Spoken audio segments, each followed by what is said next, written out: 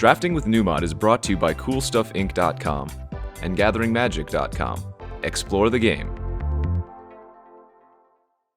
Alright, here we are for round one of our very first Origins draft with our sweet blue-green deck. Let's play first. Ugh. Where's my island? Where's my island? I'm going to go ahead and keep this hand. It is slow, and I do need to hit an island, but if I do hit an island, I got to go Bounding Krasis into Voidmage, which is, well, seems pretty dang good. And I'm not sure how fast this format is.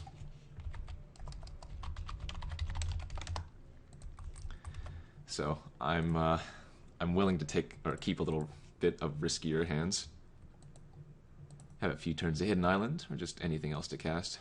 Remember, blue is our dominant color in this deck, but we do have 8 islands and an Evolving Wilds that we can draw. Alright. Fortunately, we're on the play, so he can't come out too aggressive against us. Hopefully. Nothing on turn 2 seems great. Let's hit an island here. Boom. Perfect. And now I think our hand is insane, right? We gotta go Bounding Krasis into, well, I guess he's not gonna play anything. Into Voidmage, I was gonna say.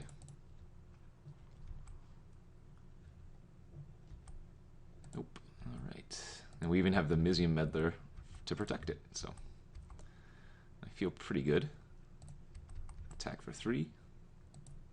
Celestial Purge, maybe?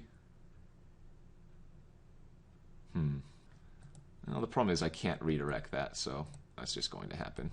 It's very possible I shouldn't even have attacked into that, but he wasn't doing anything anyways, he just passed the turn, so it could have also just been that he didn't have anything, you know? Claustrophobia, okay.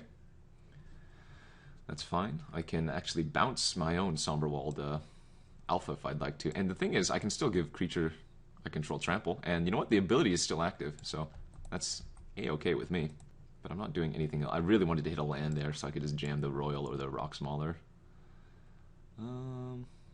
Okay. I'll go ahead and just bounce our dude. That seems fine. Opponent's not doing anything, and I'm not doing anything.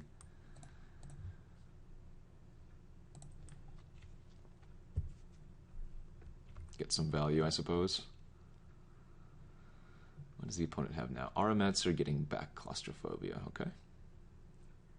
It's also fine with me. Okay, we'll just recast the Alpha and attack in for 3, or rather 2.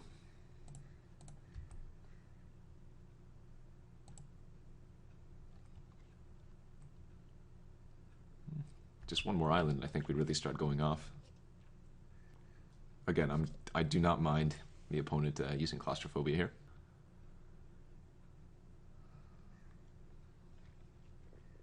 3 mana open, huh? Alright, let's go in for an attack first.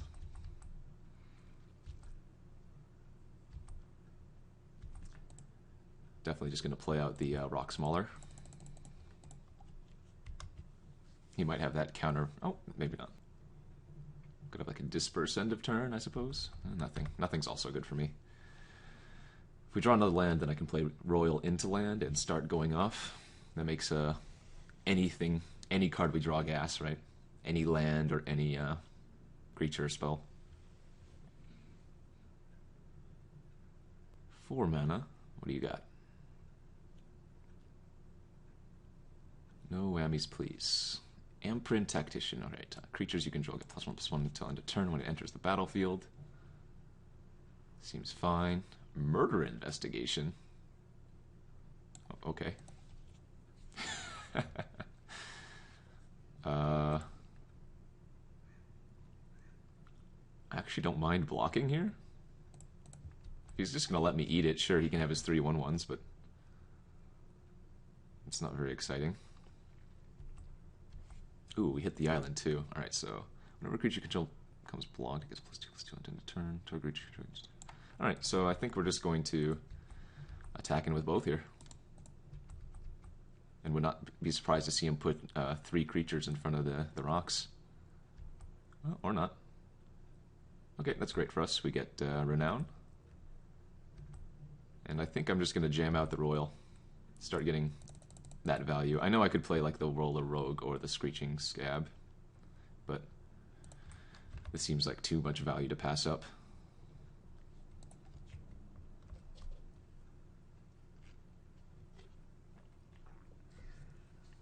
Uh-oh. What is this? Scab Goliath. Alright. Well, now it makes sense as to why he's making those type of blocks. Oh no! He had an Enlightened Ascetic. There goes my Roil.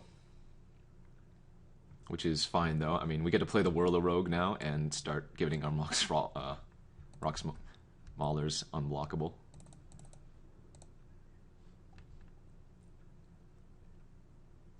Seems good to me. It's like a mini Rogue's Passage, you know? Alright, let's make you unblockable.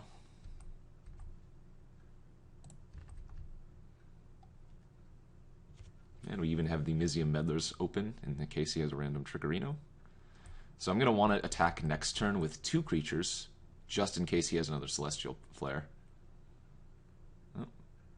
That is to say, if he didn't cast anything.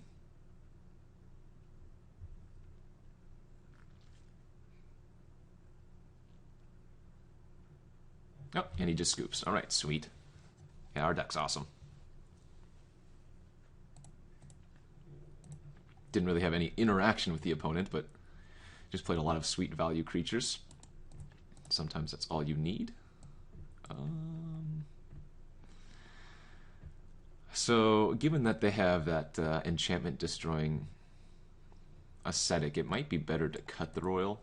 Could bring in like negate for his like celestial flares and whatnot. I guess I also have claustrophobia, which gets killed by that thing.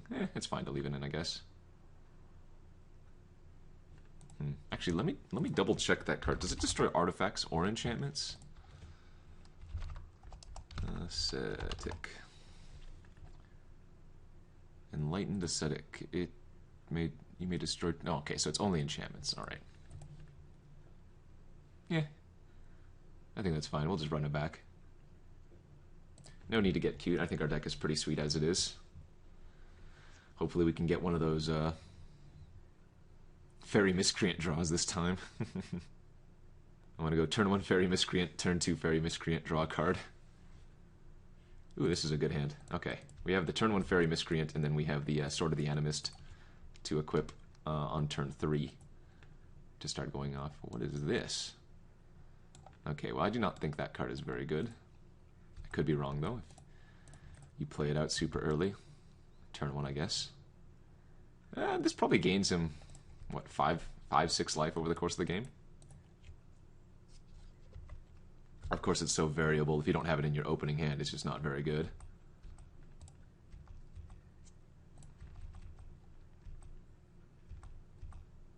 Now, if it was either player... Yeah, if it was either player, it would be okay. Just because sideboarding purposes. But since it's standalone just you, I don't think it's very good. Alright, Guardians of Meletis. I actually don't mind that card in a more defensive deck. We're just snap equipping here. We actually get to play Rhox Mauler next turn because of this.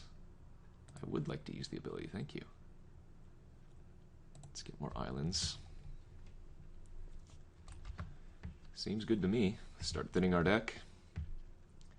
Now's the time we'd really like to draw Roil, because we'd get 2 immediately. Yeah, I think this card's really nice. Granted, it is an evasive creature, sure, but... Okay, ooh, another Faerie Miscreant. Yeah, I think we'd still rather just play out the Rhox Mauler this turn. If he has a Celestial Flare that he wants to use, so be it.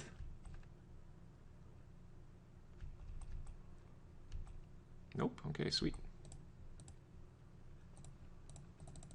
Play out our first of the Rhox. Now, the first one doesn't do anything since he has the Guardian, but the second one is going to start getting in, and I think I value that over playing the Miscreant out. Even though the Miscreant can start attacking and getting in immediately. 4 mana, Amprint Tactician, sure. So just to note, that is 1 life the opponent's gained off the Prism so far.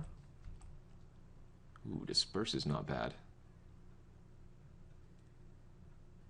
Disperse is not bad at all. So I can actually attack with both here and disperse the Guardians and get the Trample Renown. I'm going to play out the Faerie Miscreant first, draw a card. I think I like that play. Keep thinning our deck.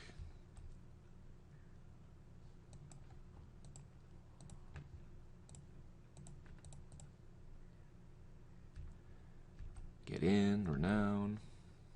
Boom, boom. Play a Watercourser. We're looking pretty dang good. I can now equip the Watercourser with Sword of the Animist and eventually pump it up to a... Let's see, it'll be a 3/4, so I can pump it up to a 6/1, which also gets through the Guardian. Oh, wow. I'll keep drawing cards, I guess. So let's put that on the Watercourser, since all the fairies are already going to get in, and the opponent just scoops. Alright, so he had a Thunderclap Wyvern. I like that card a lot. Soulblade Djinn's quite solid. Meteorite's fine, but he was just missing some lands. So it goes. Alright, we're sitting at 1-0, and we'll see you guys back for round 2. Thanks for tuning in. Thank you for watching Drafting with Numot. If you haven't already subscribed to Gathering Magic, you can do so to receive news of upcoming videos and discover new content. You can also check out our playlist that contains every episode of Drafting with Numot. And don't forget, you can easily watch the next video by clicking on the annotation on screen or a direct link in the video's description box. And as always, thanks for watching.